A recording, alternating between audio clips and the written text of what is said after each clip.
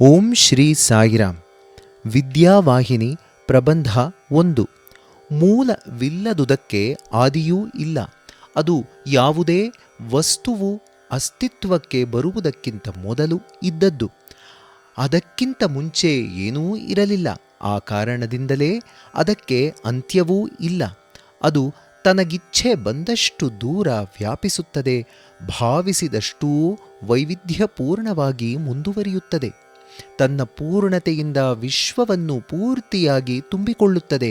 ಈ ಪರಮೋನ್ನತ ತತ್ವವನ್ನು ವಿದ್ಯಾ, ಜ್ಞಾನ, ವಿವೇಕ, ಅರಿವು ಎಂದೆಲ್ಲ ಕರೆಯಲಾಗುತ್ತದೆ. ಈ ವಿಶಿಷ್ಟ ಅರಿವಿನ ಅಸಂಖ್ಯಾತ ಅನುಭವಗಳನ್ನು ಪಡೆದ ಅನೇಕ ದ್ರಷ್ಟಾರರು ತಮ್ಮ ಹೃದಯಗಳಲ್ಲಿ ವಿಶ್ವದ ಚೇತೋಹಾರಿಯಾದ ಸೌಂದರ್ಯದ ರಹಸ್ಯವನ್ನು ದರ್ಶಿಸಿದರು. ಮಾನವ ಜನಾಂಗದ ಮೇಲಿನ ದಯೆಯಿಂದ ಅವರು ತಾವು ಪಡೆದ ದರ್ಶನವನ್ನು ಮಾನವ ಭಾಷೆಯ ಮೂಲಕವಾಗಿ ಅಭಿವ್ಯಕ್ತಿಸಿದರು. ಆ ದಿವ್ಯಾನಂದದಲ್ಲಿ ವಿಲೀನವಾಗಬೇಕೆಂಬ ತೃಷೆಯನ್ನು ಜೀವಿಗಳಲ್ಲಿ ಉದ್ದೀಪಿಸುವ ಉದ್ದೇಶ ಅವರಿಗಿತ್ತು. ದ್ರಷ್ಟಾರರ ಹೃದಯಗಳಲ್ಲಿ ಲೋಕೋಪಕಾರ ಮಾಡಬೇಕು ಎಂಬ ಈ ಪ್ರೇರಣೆ ಬಂದುದೂ ವಿದ್ಯೆಯಿಂದಲೇ. ಶಬ್ದ, ಧ್ವನಿ ವೇದದ ತಿರುಳಾಗಿದೆ. ಶಬ್ದವು ಸ್ವರ ಮೈತ್ರಿ ಹಾಗೂ ಮಾಧುರ್ಯಗಳೊಂದಿಗೆ ಒಂದುಗೂಡಿದೆ. ಆದ್ದರಿಂದ ವೇದಗಳನ್ನು ಕೇಳುವುದರ ಮೂಲಕ ಆನಂದವನ್ನು ಅನುಭವಿಸಬೇಕು. ಅದನ್ನು ವಿಶ್ಲೇಷಿಸುವುದಾಗಲಿ, ವ್ಯಾಖ್ಯಾನಿಸುವುದಾಗಲಿ, ಅದರ ಬಗೆಗೆ ತೀರ್ಪು ಕೊಡುವುದಾಗಲಿ ಉಚಿತವಲ್ಲ. ಆದ್ದರಿಂದಲೇ ವೇದವನ್ನು ಶ್ರುತಿ, ಕೇಳುವಂಥದು ಎಂದು ಕರೆದಿರುವುದು. ವೇದ ಪಠಣವನ್ನು ಆಲಿಸಿದ ಮಾತ್ರದಿಂದಲೇ ಆತ್ಮಜ್ಞಾನ ಮತ್ತು ಅದು ನೀಡುವ ಆನಂದಗಳನ್ನು ಸಂಪಾದಿಸಬಹುದು. ಹೀಗೆ ಗಳಿಸಿಕೊಂಡ ಆನಂದವೇ ಪದಗಳ ಮೂಲಕವೂ ಕೃತ್ಯಗಳ ಮೂಲಕವೂ ಅಭಿವ್ಯಕ್ತಿಗೊಂಡು ಸುತ್ತಮುತ್ತ ಎಲ್ಲರ ಮೇಲೂ ಆನಂದವನ್ನು ಬೀರುತ್ತದೆ. ವೇದಾಂತ ಎಂಬ ಪದವನ್ನು ಸಾಮಾನ್ಯವಾಗಿ ತತ್ವಚಿಂತನೆಯ ಒಂದು ಪಂಥವನ್ನು ನಿರ್ದೇಶಿಸಲು ಅನೇಕರು ಬಳಸುತ್ತಾರೆ. ಆದರೆ ವೇದಾಂತವು ವೈದಿಕ ಸಾಹಿತ್ಯದ ಒಂದು ವಿಭಾಗ ಮಾತ್ರ. ಎಲ್ಲ ಉಪನಿಷತ್ತುಗಳೂ ವೇದಾಂತದ ಭಾಗವಾಗುತ್ತವೆ. ವೇದಗಳೇ ಪರತತ್ವದ ಕಡೆಗೆ ಒಯ್ಯುವ ಮಾರ್ಗದರ್ಶಕಗಳು. ಋಗ್ವೇದದ ಋಕ್ಕುಗಳು ಮಾನವನು ಹೊರಗಿನ ನಿಸರ್ಗದ ಸೌಂದರ್ಯವನ್ನೂ ಸುವ್ಯವಸ್ಥೆಯನ್ನೂ ಕುರಿತು ಧ್ಯಾನಿಸುವಾಗ ಪಡೆದ ಆನಂದದ ಅಭಿವ್ಯಕ್ತ ರೂಪಗಳಾಗಿವೆ. ಸಾಮವೇದದಲ್ಲಿ ಸೃಷ್ಟಿಕರ್ತನನ್ನೂ ಅವನ ಸೃಷ್ಟಿಯನ್ನೂ ಹೊಗಳಲು, ಪ್ರಶಂಸಿಸಲು ತಕ್ಕ ಅಮೂಲ್ಯ ಶಬ್ದ ಭಂಡಾರವಿದೆ. ಈ ಜಗತ್ತು ಮತ್ತು ಆಚಿನ ಜಗತ್ತುಗಳ ರಹಸ್ಯವನ್ನು ವಿಸ್ತರಿಸುವ ಪಾಠ್ಯಗಳನ್ನು ಕ್ರೋಢೀಕರಿಸಿರುವುದೇ ಅಥರ್ವಣ ವೇದವೆನಿಸುತ್ತದೆ. ಲಾಭದಾಯಕವಾದ ಅಥವಾ ಪುಣ್ಯಪ್ರದವಾದ ಕರ್ಮಾಚರಣೆಗಳು, ಯಜ್ಞ ಯಾಗಾದಿಗಳನ್ನು, ಅವಕ್ಕೆ ಸಂಬಂಧಿಸಿದ ಸೂತ್ರಗಳನ್ನು ಯಜುರ್ವೇದದಲ್ಲಿ ಸಂಗ್ರಹಿಸಲಾಗಿದೆ. ಈ ರೀತಿ 4 ಸಂಗ್ರಹಗಳಾಗಿ ವರ್ಗೀಕೃತವಾಗಿರುವ ವೈದಿಕ ಸಾಹಿತ್ಯವು ಒಂದೊಂದೂ ಬೇರೆ ಬೇರೆ ಹೆಸರಿನಲ್ಲಿ ಇನ್ನೂ 4 ಶಾಖೆಗಳನ್ನು ಹೊಂದಿದೆ.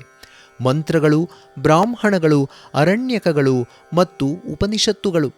ಮಂತ್ರ ಪಾಠ್ಯವನ್ನು ಸಂಹಿತೆಗಳೆಂದೂ ಸಂಗ್ರಹವೆಂದು ಕರೆಯುತ್ತಾರೆ. ಪವಿತ್ರವಾದ ವೇದ ಸೂತ್ರಗಳೆಲ್ಲವನ್ನೂ ಸಂಹಿತೆಗಳಾಗಿ ಕ್ರೋಢೀಕರಿಸಲಾಗಿದೆ. ಆ ಸಂಹಿತೆಗಳನ್ನು ಉಪಯೋಗಿಸುವ ವಿಧಾನ, ರೀತಿ ನೀತಿಗಳನ್ನು ವರ್ಣಿಸಿ ಸೂಕ್ತ ರೀತಿಯಲ್ಲಿ ಪಠಿಸುವ ಮೂಲಕ ಪ್ರಯೋಜನ ಹೊಂದುವುದನ್ನು ಬ್ರಾಹ್ಮಣಗಳು ವಿವರಿಸುತ್ತವೆ. ಬ್ರಹ್ಮ ಎಂಬ ಪದಕ್ಕೆ ಹಲವಾರು ಅರ್ಥಗಳಿವೆ. ಬ್ರಾಹ್ಮಣಗಳು ಎಂಬ ಉಕ್ತಿಯಲ್ಲಿ ಅದಕ್ಕೆ ಮಂತ್ರ ಎಂದರ್ಥ. ಬ್ರಾಹ್ಮಣಗಳು ಬಹುತೇಕ ಯಜ್ಞಯಾಗಾದಿ ಬಾಹ್ಯ ಆಚರಣೆಗಳಾಗಿ ಸಂಬಂಧಪಡುತ್ತವೆ. ಅರಣ್ಯಕಗಳಾದರೋ ಆಂತರಿಕ ಅಂಶಗಳಿಗೆ ಒತ್ತು ಕೊಡುತ್ತವೆ. ಇಂದ್ರಿಯಗಳನ್ನು ವಿಷಯಗಳಿಂದ ಹಿಂದಕ್ಕೆ ಸೆಳೆದುಕೊಳ್ಳುವುದು, ಮೋಹವನ್ನು ನಿರ್ಮೂಲ ಮಾಡುವುದು ಮೊದಲಾದ ಆಂತರಿಕ ಸಾಧನೆಗಳನ್ನು ಅವು ಹೇಳುತ್ತವೆ. ಉಪನಿಷತ್ತುಗಳು ದಾರ್ಶನಿಕ ವಿಶ್ಲೇಷಣೆಯ ಮೂಲಕವಾಗಿ ಎರಡೂ ಪಥವನ್ನು ಸಂಯೋಜಿಸುತ್ತವೆ. ವೇದಾಧ್ಯಯನದ ಕೊನೆಯ ಹಂತವನ್ನು ಒಳಗೊಳ್ಳುವುದರಿಂದ ಉಪನಿಷತ್ತುಗಳನ್ನು ವೇದಾಂತ ಎಂದು ಕರೆಯುತ್ತಾರೆ. ವಾಸ್ತವವಾಗಿ ಸಮಸ್ತ ವೈದಿಕ ಬೋಧನೆಯ ಕೊನೆಯೇ ಅವು ಎಂದು ಪರಿಗಣಿಸಲಾಗಿದೆ. ಅವು ವೇದಶಾಸ್ತ್ರಗಳ ಸಾರ. ಪಾಂಡಿತ್ಯದ ಮೂಲಕ ವೇದಗಳನ್ನು ಅರಗಿಸಿಕೊಂಡಾಗ, ಮೊಸರನ್ನು ಕಡೆದಾಗ ಬೆಣ್ಣೆ ಬರುವಂತೆ ಉಪನಿಷತ್ತುಗಳು ಒಡಮೂಡುತ್ತವೆ. ಇಲ್ಲಿ ನಿರೂಪಿಸಿದ ಸಮಗ್ರ ವೈದಿಕ ಸಾಹಿತ್ಯವು ಅತ್ಯಂತ ಪ್ರಾಚೀನವಾದ ಜ್ಞಾನವಾಗಿದೆ. ಅದೇ ವಿದ್ಯಾ. ಉಪನಿಷತ್ ಎಂಬ ಪದವು ಸದ್ ಎಂಬ ಮೂಲದಿಂದ ಬಂದಿದೆ. ಉಪ ಮತ್ತು ನಿ ಅದಕ್ಕೆ ಸೇರಿದ ಉಪಸರ್ಗಗಳಾಗಿವೆ. ಸದ್ ಎಂದರೆ ಕುಳಿತುಕೊಳ್ಳುವುದು, ನಾಶ ಮಾಡುವುದು ಎಂಬ ಇನ್ನೊಂದು ಅರ್ಥವೂ ಅದಕ್ಕಿದೆ. ನಿ ಅಂದರೆ ಸ್ಥಿರ, ಶಿಸ್ತುಬದ್ಧ. ಉಪ ಎಂದರೆ ಹತ್ತಿರ, ಶಿಷ್ಯನು ಗುರುವಿನ ಆಚಾರ್ಯನ ಹತ್ತಿರ ಕುಳಿತು ಅವನು ಬೋಧಿಸುತ್ತಿರುವುದನ್ನು ಸ್ಥಿರವಾಗಿ ಗಮನ ಕೊಟ್ಟು ಆಲಿಸಬೇಕು. ಆಗ ಮಾತ್ರವೇ ಅವನು ಜ್ಞಾನ ಭಂಡಾರವನ್ನು, ವಿವೇಚನಾ ಕೌಶಲವನ್ನೂ ಕಲಿಯುವುದು ಸಾಧ್ಯವಾಗುತ್ತದೆ.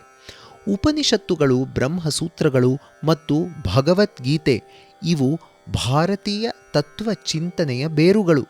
ಇವನ್ನೂ ಒಟ್ಟಿಗೆ ಪ್ರಸ್ಥಾನತ್ರಯ, ಅಧಿಕೃತ ತ್ರಿವಳಿಗಳು ಎಂದು ಕರೆಯುತ್ತಾರೆ. ನಮ್ಮ ಕಣ್ಣಿಗೆ ಕಾಣಿಸುವುದು, ನಮ್ಮ ಇಂದ್ರಿಯಗಳನ್ನು ತುಷ್ಟಿಪಡಿಸುವುದು, ನಮ್ಮ ಮನಸ್ಸಿಗೆ ಆಹ್ಲಾದ ಉಂಟು ಮಾಡುವುದು ಮತ್ತು ನಮ್ಮ ಬುದ್ಧಿಗೆ ಮಾಹಿತಿ ನೀಡುವುದು ಈ ಭೌತಿಕ ವಸ್ತುನಿಷ್ಠ ಜಗತ್ತು. ಈ ಜಗತ್ತಿನಲ್ಲೇ ಇದರ ಮೂಲಕವಾಗಿಯೇ ಮುಟ್ಟಬಹುದಾದ ಅಲೌಕಿಕ ವ್ಯಕ್ತಿನಿಷ್ಠ ಜಗತ್ತೊಂದಿದೆ. ಅದನ್ನು ತಿಳಿದುಕೊಂಡಾಗ ಎರಡೂ ಜಗತ್ತುಗಳು ಒಂದೇ ಅಖಂಡ ಚೈತನ್ಯದ ಖಂಡ ಅಭಿವ್ಯಕ್ತಿಗಳಾಗಿ ಮೈದೋರುತ್ತವೆ. ಎರಡೂ ಒಂದಕ್ಕೊಂದು ಪೂರಕವಾಗಿ ಒಂದು ಪೂರ್ಣವಾಗುತ್ತವೆ. ಪರಬ್ರಹ್ಮದಿಂದ ಪೂರ್ಣವಾದದ್ದು ಜೀವವು ಬಿಡಿ ಮೂಡುತ್ತದೆ.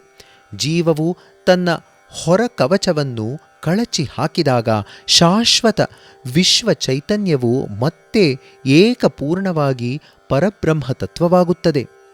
ಪೂರ್ಣಂ ಅದಂ ಅದು ಪೂರ್ಣವಾಗಿದೆ. ಪೂರ್ಣಂ ಇದಂ ಇದೂ ಪೂರ್ಣವಾಗಿದೆ. ಪೂರ್ಣತ್ ಪೂರ್ಣಂ ಉದಚ್ಯತೆ ಪೂರ್ಣದಿಂದಲೇ ಪೂರ್ಣವು ಹುಟ್ಟಿತು. ಪೂರ್ಣಸ್ಯ ಪೂರ್ಣದಿಂದ. ಪೂರ್ಣಂ ಆದಾಯ ಪೂರ್ಣವನ್ನು ತೆಗೆದರೆ ಪೂರ್ಣಮೇವ ಪೂರ್ಣವೊಂದೇ ಅವಿಶಿಷ್ಯತೆ ಉಳಿದುಕೊಳ್ಳುತ್ತದೆ. ವಿದ್ಯೆ ಅಥವಾ ಶಿಕ್ಷಣ ಪ್ರಕ್ರಿಯೆಯು ನಮಗೆ ಈ ವಿಶ್ವವು ಭಗವಂತನ ಲೀಲೆಯ ಅಭಿವ್ಯಕ್ತಿಯಲ್ಲದೆ ಬೇರೇನೂ ಅಲ್ಲ ಎಂದು ತಿಳಿಸಿಕೊಡುತ್ತದೆ. ಉಪನಿಷತ್ತುಗಳು ಈ ಸತ್ಯವನ್ನು ಹೀಗೆ ಘೋಷಿಸುತ್ತವೆ: ಈಶಾವಾಸ್ಯಮಿದಂ ಜಗತ್. ಈ ಜಗತ್ತು ಭಗವಂತನ ವಾಸಸ್ಥಾನ. ಆದ್ದರಿಂದ ಯಾರೊಬ್ಬರೂ ಇದು ತನ್ನ ಖಾಸಗಿ ಸೊತ್ತೆಂಬ ಭಾವನೆಯನ್ನಾಗಲಿ ಅಹಂಕಾರದ ಲವಲೇಶವನ್ನಾಗಲಿ ಇಟ್ಟುಕೊಳ್ಳುವಂತಿಲ್ಲ. ಮೋಹವನ್ನು ತ್ಯಜಿಸಿ ಎಲ್ಲೆಲ್ಲೂ ಭಗವಂತನ ಅಸ್ತಿತ್ವವನ್ನು ಅನುಭವಿಸಿ.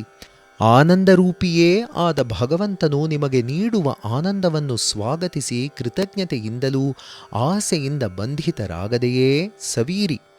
ಇದೇ ಋಷಿಗಳು, ಮುನಿಗಳು, ದ್ರಷ್ಟಾರರು ನೀಡುವ ಸಂದೇಶ. ನಾನು ಮತ್ತು ನೀನು ಎಂಬ ಭಾವನೆಗಳನ್ನು ತೊರೆಯಿರಿ. ಆಗ ಮಾತ್ರವೇ ನಾನೂ ಅಲ್ಲದ, ನನ್ನದೂ ಅಲ್ಲದ ದಿವ್ಯ ಮಹಿಮೆಯನ್ನು ಅರ್ಥ ಮಾಡಿಕೊಳ್ಳಲು ನಿಮಗೆ ಸಾಧ್ಯವಾಗುವುದು.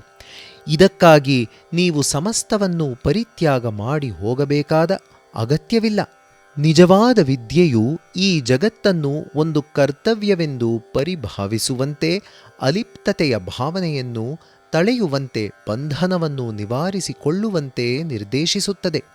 ಒಂದು ಚಟುವಟಿಕೆಯು ಪವಿತ್ರವಾದದ್ದೇ ಅಲ್ಲವೇ ಎಂದು ಸ್ಥಿರಪಡಿಸಿಕೊಳ್ಳಲು ಇರುವ ಪರೀಕ್ಷೆ ಅದು ಮೋಹವನ್ನು ಹೆಚ್ಚಿಸುತ್ತಿದೆಯೋ ಅಥವಾ ಮೋಹ ಬಂಧನವನ್ನು ಪರಿಹರಿಸುತ್ತಿದೆಯೋ ಎಂದು ನೋಡುವುದು. ಚಟುವಟಿಕೆಯು ಅಪವಿತ್ರವಾಗಿದೆಯೋ ಅಥವಾ ಪಾಪ ಕಾರ್ಯವಾಗಿದೆಯೋ ಎಂದು ತಿಳಿದುಕೊಳ್ಳಲು ಇರುವ ಪರೀಕ್ಷೆ ಅದು ಲೋಭದಿಂದ ಹುಟ್ಟಿದೆಯೇ, ಲೋಭವನ್ನು ಹೆಚ್ಚಿಸುತ್ತಿದೆಯೇ ಎಂದು ನೋಡುವುದು. ವಿದ್ಯೆಯು ಕಲಿಸಿಕೊಡುವ ಈ ಪಾಠವನ್ನು ಕಲಿಯಬೇಕು. ನಿಮಗೆ ವಿಧಿಸಲಾಗಿರುವ ಕರ್ತವ್ಯಗಳನ್ನು ನಿರ್ವಹಿಸುತ್ತಾ 100 ವರ್ಷ ಕಾಲ ಜೀವಂತವಾಗಿಟ್ಟಿರುವಂತೆ ಭಗವಂತನನ್ನು ಪ್ರಾರ್ಥಿಸಬಹುದು. ಅದು ದೋಷವಲ್ಲ, ಯಾರೂ ಆಕ್ಷೇಪಿಸುವುದಿಲ್ಲ. ಮಾಡುವ ಕೆಲಸ ಕಾರ್ಯಗಳನ್ನು ಅವುಗಳ ಪೂರ್ಣ ಸ್ವರೂಪವನ್ನೂ ಪರಿಣಾಮವನ್ನೂ ಅರಿತುಕೊಂಡೇ ಮಾಡಬೇಕು ಎಂದು ವಿದ್ಯೆಯು ಬುದ್ಧಿ ಹೇಳುತ್ತದೆ. ಮೃಗಗಳು ಇತರ ಮೃಗಗಳನ್ನು ಮಾತ್ರ ಕೊಲ್ಲುತ್ತವೆ, ಆದರೆ ತಾನೇ ಆಗಿರುವ ಆತ್ಮದ ದರ್ಶನವನ್ನು ಪಡೆಯದೆ ಕುರುಡನಾಗಿರುವ ವ್ಯಕ್ತಿಯು ತನ್ನನ್ನು ತಾನೇ ಕೊಂದುಕೊಳ್ಳುತ್ತಾನೆ. ಈ ಅಪರಾಧ ಮಾಡುವವನು ಕಗ್ಗಾರುಗತ್ತಲೆ ಕವಿದ ಭಯಾನಕ ನರಕಗಳಿಗೆ ಹೋಗುತ್ತಾನೆ ಎಂದು ವಿದ್ಯೆಯು ಎಚ್ಚರಿಸುತ್ತದೆ. ಪರಮೋನ್ನತ ಜ್ಞಾನವಾಗಿರುವ ವಿದ್ಯೆಯು ಆತ್ಮದ ಲಕ್ಷಣಗಳನ್ನು ವರ್ಣಿಸಲು ಪ್ರಯತ್ನಿಸುತ್ತದೆ. ಆತ್ಮಕ್ಕೆ ಚಲನೆಯಿಲ್ಲ, ಆದರೆ ಅದು ಎಲ್ಲೆಲ್ಲೂ ಇದೆ. ದೇವತೆಗಳೇ ಆದರೂ ಅವರು ಎಷ್ಟೇ ವೇಗಶಾಲಿಗಳಾಗಿದ್ದರೂ ವೇಗದಲ್ಲಿ ಅದನ್ನು ಸರಿಗಟ್ಟಲಾರರು. ನಾವು ನಿರೀಕ್ಷಿಸುವುದಕ್ಕೂ ಬಹಳ ಬಹಳ ಮುಂಚೆಯೇ ಅದು ತನ್ನ ಅಸ್ತಿತ್ವವನ್ನು ತೋರಿಕೊಳ್ಳುತ್ತದೆ. ಆತ್ಮವು ಅಖಂಡ ಮತ್ತು ಸರ್ವವ್ಯಾಪಿ. ಅದನ್ನು ಹೀಗೆ ಎಂದು ನಿರ್ಧರಿಸಲು ಹೋಗುವುದೇ ದುಸ್ತರವಾದ ಕೆಲಸ ಎಂದು ವಿದ್ಯೆಯು ಹೇಳುತ್ತದೆ. ವ್ಯಕ್ತಿಯು ಪರಮೋನ್ನತ ಜ್ಞಾನವನ್ನು ಅಥವಾ ವಿದ್ಯೆಯ ಅತ್ಯುನ್ನತ ನೆಲೆಯನ್ನು ಗಳಿಸಿಕೊಂಡಾಗ ದ್ವಂದ್ವಗಳ, ಅಂದರೆ ಆತ್ಮ ಅನಾತ್ಮ, ವಿದ್ಯೆ ಅವಿದ್ಯೆ, ವಿಕಾಸ ವಿನಾಶ, ಈ ಬಗೆಯ ಪರಸ್ಪರ ವಿರೋಧ ದ್ವಂದ್ವಗಳ ನಡುವಣ ಭೇದ ಅಳಿದು ಹೋಗುತ್ತದೆ. ಅನುಭಾವಿಗಳು, ಮುನಿಗಳು ಅತ್ಯುನ್ನತ ಏಕೋಭಾವದ ನೆಲೆಯನ್ನು ಸಾಧಿಸುತ್ತಾರೆ. ಅವರ ಹೋರಾಟಗಳು ಪಡೆದ ಯಶಸ್ಸುಗಳು ವಿದ್ಯೆಯ ಪ್ರೇರಣೆಯಂತೆ ಸಾಹಿತ್ಯದಲ್ಲಿ ಮೈದಾಳಿವೆ. ಆ ಮುನಿಗಳಿಗೆ ಆ ನೆಲೆಯಲ್ಲಿ ವಿದ್ಯೆಯೂ ಅವಿದ್ಯೆಯಷ್ಟೇ ಅಪಾಯಕಾರಿ. ಎರಡರ ರಹಸ್ಯಾತ್ಮಕ ಮೂಲಗಳೂ ಪರಿಣಾಮಗಳೂ ಅವರಿಗೆ ಗೊತ್ತು. ಅವಿದ್ಯೆಯ ಮೂಲಕ ಮೃತ್ಯುವನ್ನು ಗೆಲ್ಲಲು, ವಿದ್ಯೆಯ ಮೂಲಕ ಅಮೃತ್ಯು ತತ್ವವನ್ನು ಪಡೆಯಲು ಅವರಿಗೆ ಸಾಮರ್ಥ್ಯವಿರುತ್ತದೆ. ಜೈ ಸಾಯಿರಾಮ್.